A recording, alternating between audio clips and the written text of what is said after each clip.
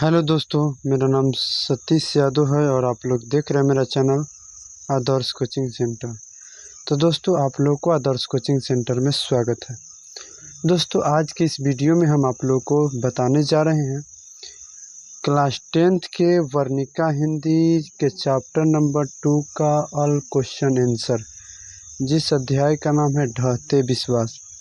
ढहते विश्वास का पहला क्वेश्चन है, लक्ष्मी कौन थी, उसकी पारिवारिक परिस्थिति का चित्र प्रस्तुत कीजिए। लक्ष्मी कौन थी, उसकी पारिवारिक परिस्थिति का चित्र प्रस्तुत कीजिए। तो इसका आंसर है, लक्ष्मी जो थी लक्ष्मण का पत्नी थी। वह साहसी और दैवान औरत थी। उसके परिवार में ससुर हीराकुंड बांध में काम करते हुए शहीद हो गए थे। उसके ससुर का हो गए थे, तो हीराकुंड बांध में काम करते हुए शहीद हो गए थे। लक्ष्मण कलकत्ता में नौकरी करता था। इतना पैसा नहीं भेज पाता था कि लक्ष्मी सामान को पूर्ति कर सके। इसके लिए वह तहसीलदार साहब के यहाँ काम किया करती है और परिवार चलाती है। उसका एक छोटा बच्चा जो साल भर का था, 12 लड़का और उसकी 2 बेटियां थी। यानी कि लक्ष्मी के परिवार में टोटल 4 संतानें थी। एक छोटा लड़का साल भर का, एक 12 लड़का और 2 बेटियां। घर फूस और कच्चा था। उसकी पारिवारिक स्थिति अच्छी नहीं थी, फिर भी मेहनत कर अपना गुजारा करती थी। दोस्तों, ये हो गया पहला क्वेश्चन का आंसर। चलते हैं दूसरा क्वेश्चन पे।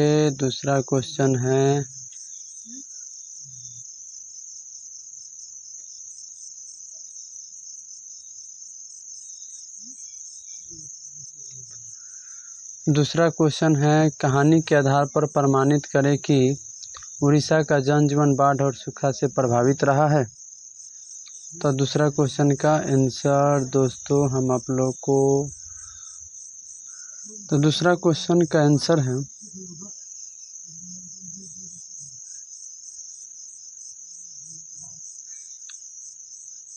कहानी के आधार पर पता चलता है कि उड़ीसा का जनजीवन कभी तूफान तो कभी सुखाड़ से तो कभी बाढ़ और सुखाड़ के चलते भगवान पर से विश्वास उठने लगा था।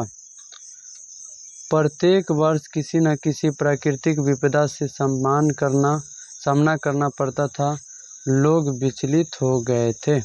इसका आंसर ये हो जाएगा। क्वेश्चन नंबर 2 का आंसर क्या हो जाएगा? तो क्वेश्चन नंबर 2 का आंसर ये हो जाएगा। चलते हैं नेक्स्ट क्वेश्चन, 3 नंबर सवाल पे। 3 नंबर सवाल बोलता है, कहानी में आए बाढ़ के दृश्यों का चित्रण अपने शब्दों में प्रस्तुत करें। तो इसका आंसर हो जाएगा, इस कहानी में काले बादल, सूर्य 8 दिनों से न निकला, लगातार वर्षा हो रही थी, नदी का पानी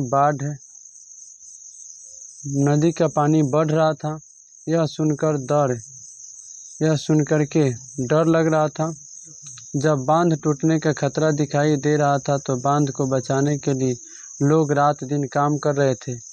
उस पर भी बांध टूट जाता है। जब माँ अपने बच्चों से अलग हो जाती है और अपने बच्चों को पानी में बहते देखती है तो दिल रो पड़ता है। जो लोगों को बचाओ बचाओ शब्द सुनाई पड़ते हैं और कोई कुछ नहीं कर पाता है तो दिल रो पड़ता है। ऐसे दृश्यों को देखने के बाद भगवान को याद करता है और कोई मदद करने वाला न मिले तो भगवान पर से विश्वास उठ जाता है। इसीलिए इस कहानी में ये सब बाढ़ और जनजीवन का चित्रण किया गया है। तो ये इतना लिख देंगे तो हमारा तीसरा क्वेश्चन का आंसर हो जाएगा।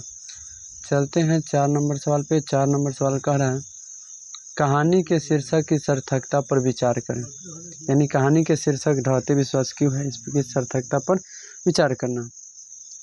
तो इसका आंसर लिखना है, कहानी का शीर्षक है ढहते विश्वास। इस कहानी में प्राकृतिक प्रकोप का वर्णन किया गया है। लोग भगवान पर विश्वास कर पूजा करते हैं, प्रार्थना करते हैं कि जीवन सुखमय हो। लेकिन यदि लोगों को कभी सुखाड़ और कभी बाढ़ का सामना करना पड़े तो जान माल का काफ़ी नुकसान होता है। ऐसी घटनाओं को देखकर लोगों का विश्वास भगवान पर से उठ जाता है। इसलिए इस कहानी का नाम कहानी का जो शीर्षक है ढहते विश्वास है।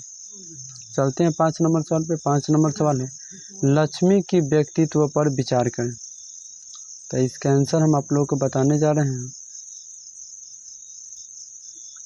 5 नंबर सवाल का आंसर यहाँ पे है लक्ष्मी गरीब औरत थी, वह साहसी और दयावान भी थी।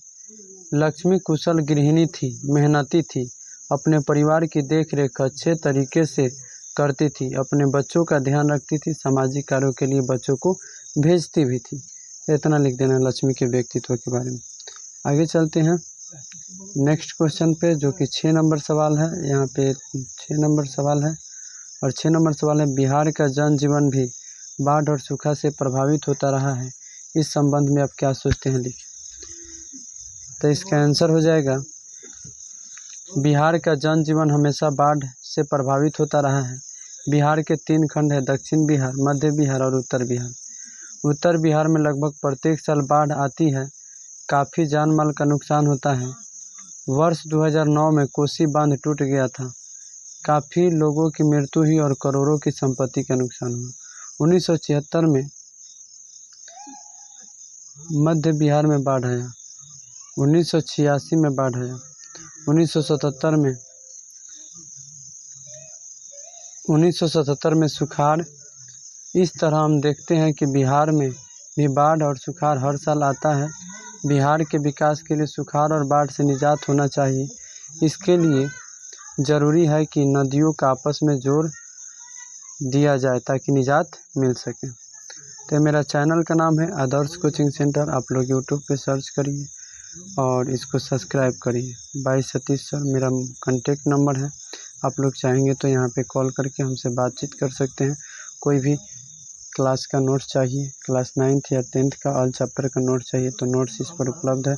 इस मोबाइल नंबर पे आप लोग कॉल करेंगे, यही व्हाट्सएप नंबर है और जिससे आप लोग को नोट्स उपलब्ध करा दिया जाएगा। तो आज के लिए इतना ही, फिर मिलते हैं नेक्स्ट वीडियो में। और नेक्स्ट वीडियो में हम आप लोग के लिए इस चैप्टर से रिलेटेड जितना सारा ऑब्जेक्टिव है उस सब ऑब्जेक्टिव को लेकर आएंगे।